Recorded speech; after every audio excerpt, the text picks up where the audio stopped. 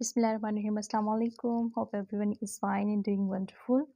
This is Miss Tehseen, and today we are going to do 9th class English Objective Paper Group 2, Session 3 and 4. As you people know that we had done with Section 1 and Section 2, in which we did and learned about form of verb and correct spelling. Today we are going to do the correct meaning. Here we will find the correct meaning of the underlined word. As you can see, option number 10, the upper level of the interior is adorned with blue paint. अब उन्होंने upper को underline किया हुआ है, तो जो underline होगा हमने उसका meaning find out करना है. ठीक है. upper का मतलब होता है ऊपरी, level सतह. ऊपरी सतह जो होती है उसका अब हमने यहाँ पर जो upper है, ऊपरी, ऊपर वाला हिस्सा, इसका हमने मीनिंग फाइंड आउट करना है. तो अगर ए देखें तो इसका मतलब है लोअर, निचला, बी आउटर, आउट, बाहर. ठीक है. सी ऊपर, इनर, अंदर. तो यहाँ पर ऊपर क्या मतलब होता है? Above, above. तो यहाँ पर जो अपर है उसका मीनिंग क्या होगा? अबव. इसको मैं रिमूव कर देती हूँ और जो करेक्ट आंसर है उसको मैं मार्क कर देती हूँ. ठीक है. So C is the correct option answer.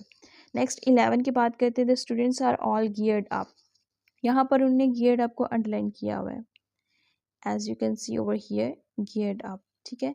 Geared up का मतलब होता है तैयार होना, फुली कंप्लीटली रेडी होना. मतलब अब जितने भी आपके बिट्स एंड पीसेस हैं, छोटी मोटी हर चीज़ आप रख के तैयार हो जाते हो, तो उसको हम गियर्ड अप कहते हैं. बिल्कुल रेडी जिसे कहते हैं. ठीक है.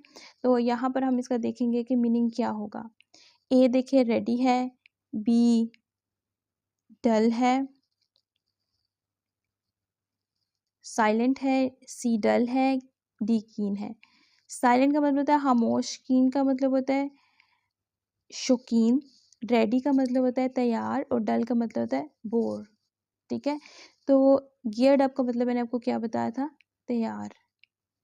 तो यहाँ पर हमारे पास किसका मतलब तैयार है? रेडी का. तो इसका जो मीनिंग होगा वो रेडी होगा. मैंने आपको अगेन कहा है, ये जो मीनिंग होते हैं, जो स्पेलिंग होते हैं, ये आपको तभी आते हैं जब आपकी रीडिंग स्ट्रांग होती है. तो कोशिश किया करें कि आप ज़्यादा से ज़्यादा रीडिंग करें. और वैसे भी आपको पता है कि जो रीडिंग करने से आपकी वोकैबुलरी भी स्ट्रांग होती है. वोकैबुलरी मतलब आपको मीनिंग, डिफरेंट वर्ड्स के डिफरेंट मीनिंग आपको पता चलते हैं, इंग्लिश टू इंग्लिश मीनिंग. और दूसरी जो चीज़ होती है वो आपकी इंग्लिश स्ट्रांग होती है, मतलब आपकी स्पोकन स्ट्रांग होती है. आपके पास इतना मटेरियल होता है कि आप कॉन्फिडेंटली किसी से भी बात कर सकते हैं. So try to do more and more reading. ज़रूरी नहीं है सिर्फ आप अपनी सिलेबस की बुक्स को रीड करो, आप और भी बुक्स रीड कर सकते हो. Different novels, different educational books जो होती हैं उनको भी आप रीड कर सकते हैं. तो इसका जो मीनिंग है बेटा वो क्या है? रेडी. नेक्स्ट थर्ड वाला देखते हैं जो कि नंबर 12 है. It was so delicate a situation.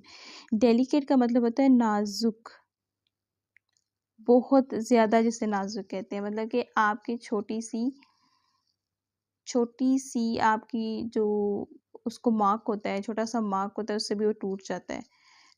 तो डेलिकेट के लिए हम कौन सा वर्ड यहाँ पर जो है वो लगाएंगे? फर्स्ट है जी डिफ़िकल्ट, फिर है इजी, देन है हमारे पास हार्ड एंड फ्रेजाइल.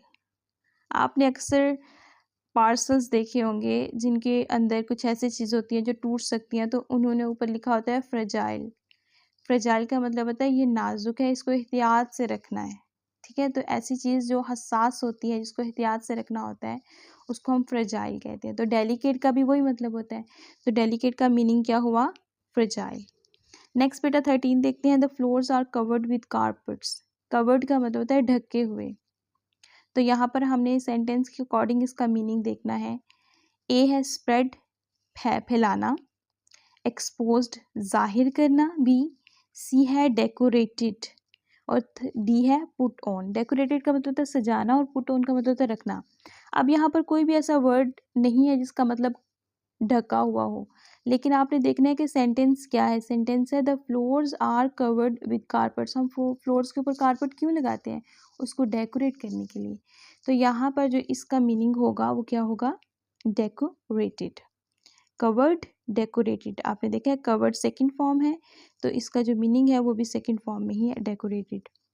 नेक्स्ट देखें जी 14, a heavy iron chain is hung at the upper part of the court entrance at the western side.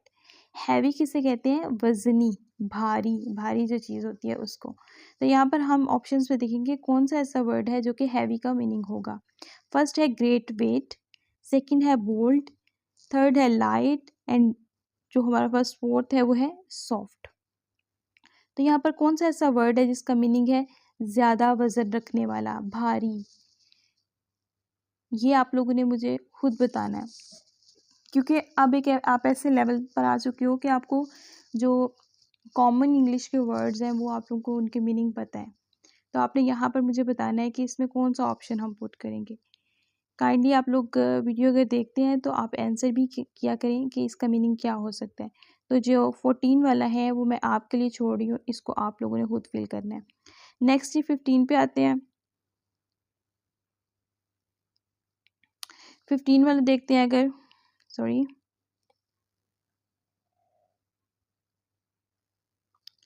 15 वाला देखें तो यहाँ पर बेटा choose the correct option according to grammar from the options and fill up the bubble. Grammar के according हमने इसको fill करना है ग्रामर में। तो 15 वाला अगर आप देखें तो इसमें है my mother will be dash if I get home late. वो कहता है कि अगर मैं घर लेट से पहुंचूंगा, देर से पहुंचूंगा, तो मेरी मदर हो जाएगी क्या? मेरी मदर हो जाएगी क्या? ठीक है, तो यहाँ पर आपने इसको जो है फिल करना है। तो विल एक हेल्पिंग वर्ब है और बी एक वर्ब है, तो हमने देखना है कि अब इसके साथ हम क्या लगा सकते हैं। अच्छा, फर्स्ट अगर आप देखें तो एंजाइटी, एंजाइटी एक नाउन होता है और कभी भी वर्ब के बाद नाउन नहीं आता। ठीक है, नेक्स्ट है हमारे पास एंजाइटीज़, ये भी इसका जो है वो प्लूरल है। फिर हमारे पास है एंशियस, इसको हम एडजेक्टिव कहते हैं, और एंशियसली इसको हम एडवर्ब कहते हैं। तो एडवर्ब तो ऑलरेडी जो है वर्ब के अंदर कुछ ऐड किया हुआ है हमने। ठीक है, तो जो एंशियस है वो एडजेक्टिव है, और एंशियस का मतलब होता है बेचैन, बेताब, वरीड। तो मेरी माँ परेशान हो जाएगी, मेरी माँ बेताब हो जाएगी, मेरी माँ जो है वो वरीड हो जाएगी अगर मैं घर लेट पहुंचूंगा। तो यहाँ इसका जो है वो हम क्या पुट करेंगे? हम नाउन पुट नहीं कर सकते इसमें। तो ये दोनों जो है ये दोनों नाउन है, और हम जो है एडवर्ब भी पुट नहीं कर सकते क्योंकि ये तो ऑलरेडी वर्ब में कुछ ऐड कर रहे हैं, और हम एडवर्ब भी पुट नहीं कर सकते क्योंकि ये ऑलरेडी एडवर्ब में कुछ ऐड कर सकता है। तो जब भी विल बी आएगा, मतलब कि वर्ब आएगा, तो वर्ब के बाद आप लोगों ने ना तो नाउन लगाना होता है ना ही एडवर्ब लगाना होता है। तो हमारे पास क्या बचता है फिर पीछे? Adjective.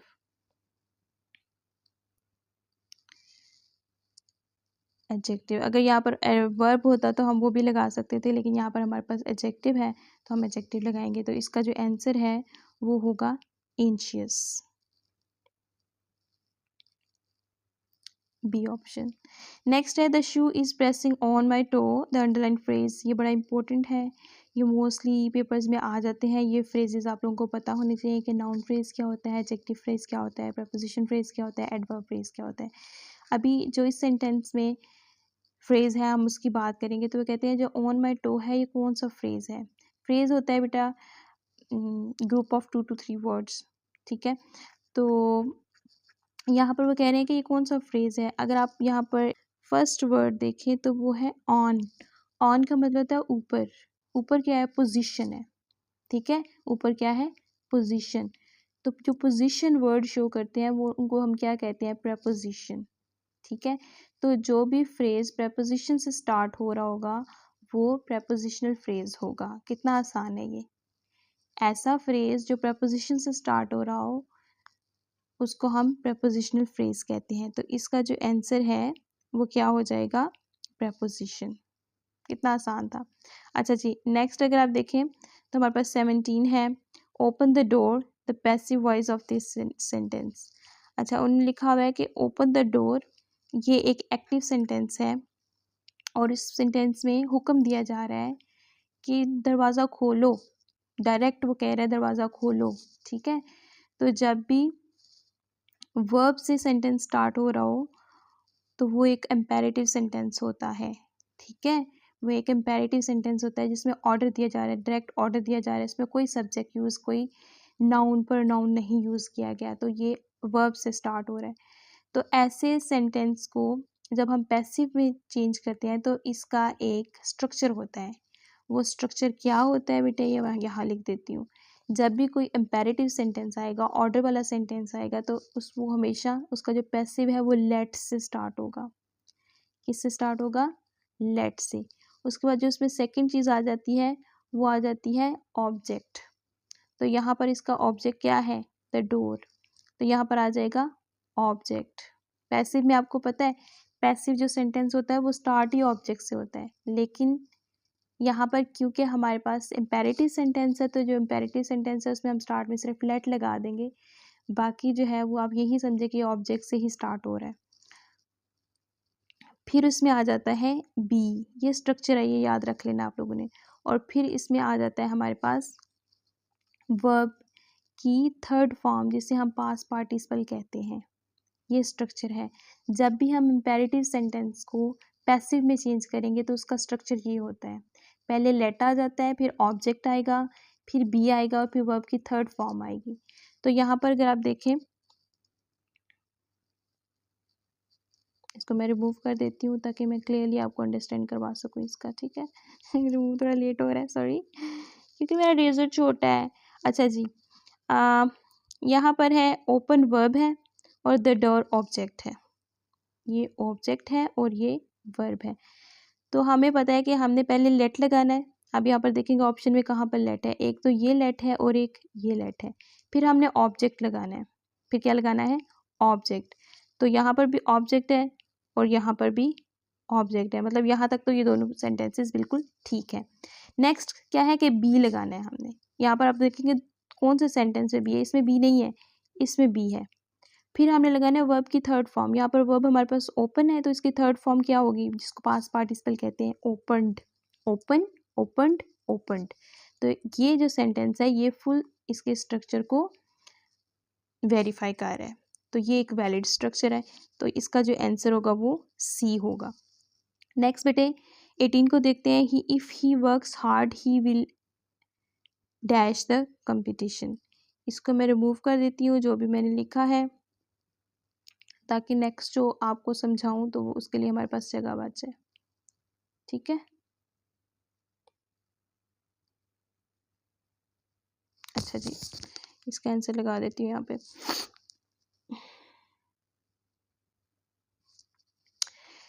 If he works hard, यहाँ पर दो चीज़ें हमने देखनी है। If he works hard he will dash the competition. यहाँ पर आप देखिए बेटा, सेंटेंस स्टार्ट हो रहा है इफ़ से। जो भी सेंटेंस इफ़ से स्टार्ट हो रहा है मतलब वो कंडीशन बता रहा है। वो क्या बता रहा है?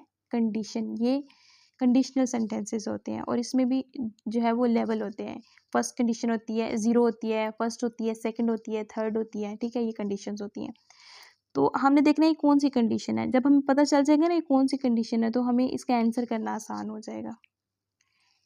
तो एक तो फर्स्ट कंडीशन, सॉरी, जो कंडीशन है उससे पता चलेगा इफ से सेंटेंस स्टार्ट होगा तो कंडीशन है। फर्स्ट कंडीशन हम कैसे देखते हैं? अगर सेंटेंस में एक पार्ट में फर्स्ट फॉर्म ऑफ वर्ब है तो दूसरे पार्ट में फ्यूचर टेंस होगा। विल और शैल फ्यूचर को शो करता है, आपको पता है, ठीक है। अगर अगर कंडीशनल सेंटेंस है और उसके एक हिस्से में, सेंटेंस के एक हिस्से में फर्स्ट फॉर्म है और जो उसका दूसरा हिस्सा होता है, जो उसका सेकंड पार्ट होता है, वहाँ पर फ्यूचर टेंस होता है, मतलब विल या शेल होता है, ठीक है। तो विल और शेल आपको पता है इसके साथ भी फर्स्ट फॉर्म आती है तो ये फ्यूचर टेंस बन जाता है। ऐसे सेंटेंस को हम फर्स्ट कंडीशन कहते हैं। अगर तो कंडीशनल सेंटेंस है और उसके एक पार्ट में फर्स्ट फॉर्म है और दूसरे में विल शेल लगा हुआ है तो मतलब कि वो हमारे पास फर्स्ट कंडीशन है। और विल शेल के साथ तो हमेशा हम फर्स्ट फॉर्म लगाते हैं, ठीक है। तो हमने यहाँ पर देखना है कि फर्स्ट फॉर्म कौन सी है। विन्स भी फर्स्ट फॉर्म है, विन भी फर्स्ट फॉर्म है, वॉन्ट सेकंड फॉर्म है, विनिंग हमारे पास फोर्थ फॉर्म है जिसे प्रेजेंट पार्टिसिपल कहते हैं। तो विल के साथ जब हम फर्स्ट फॉर्म लगाते हैं तो हम एस नहीं लगाते। तो इसका जो आंसर होगा वो क्या होगा बेटे? इसका आंसर होगा विन, बी। लास्ट वाला देख लेते हैं। He spoke very loud, the underline word is an adverb. Adverb क्या होता है? जो वर्ब में कुछ ऐड करता है, जो एडजेक्टिव में कुछ ऐड करता है, जो वर्ड, ऐसा वर्ड जो एडजेक्टिव या वर्ड में कुछ ऐड करता है, ठीक है, तो उसको हम एडवर्ब कहते हैं। अब यहाँ पर उन्होंने अंडरलाइन किया हुआ है वेरी लाउड को, ठीक है। लाउड एक एडजेक्टिव है, लाउड क्या है? एक एडजेक्टिव। और जो वेरी है वो इसमें कुछ ऐड कर रहा है, तो ये एडवर्ब है, ठीक है। तो वो कह रहे हैं जो वेरी लाउड है ये एडवर्ब की कौन सी फॉर्म, कौन सा एडवर्ब है? एडवर्ब ऑफ मैनर है, एडवर्ब ऑफ फ्रीक्वेंसी है, एडवर्ब ऑफ डिग्री है, या एडवर्ब ऑफ टाइम है? अच्छा, वेरी जो है ये इसकी सलाहियत को बता रहा है, ठीक है। मतलब लाउड भी हो सकता है, लाउडली हो सकता है, वेरी लाउड बहुत ज़्यादा लाउड है। तो वेरी का मतलब होता है कि हम उसकी डिग्री को बता रहे हैं, छोटी है, बड़ी है, बहुत बड़ी है, ठीक है। ये हम उसकी डिग्री को शो कर रहे हैं। तो यहाँ पर ये क्या हो जाएगा? एडवर्ब ऑफ डिग्री, सही है। ये एडवर्ब ऑफ डिग्री होगा। अगर लाउडली होता, ये स्पोक लाउडली, तो वो मैनर हो जाता, सही है। टाइम तो आपको पता ही, फ्रिक्वेंसी का मतलब होता है तसलसल, तो ये फ्रिक्वेंसी तो बिल्कुल नहीं हो सकती। तो जो वेरी है वो उसकी डिग्री को शो कर रहा है और लाउड एडजेक्टिव है, तो हमारे पास ये हो जाएगा एडवर्ब ऑफ डिग्री। अच्छा, जिसका भी मैं मार्क कर देती हूँ ताकि आपको इसका भी आंसर पता चल जाए। तो इसका आंसर है डिग्री। आज का लेक्चर जी यहाँ तक ही था। अगर किसी को कोई चीज़ अंडरस्टैंड नहीं हुई हो तो मुझे बताइएगा, थोड़ा लेंथी हो गया था, लेकिन I really wanted to make you understood everything. अगर आपको कोई क्वेश्चन हुआ तो कमेंट में लिख दीजिएगा। अपनी दुआओं में मुझे हमेशा याद रखिएगा। अल्लाह हाफिज़।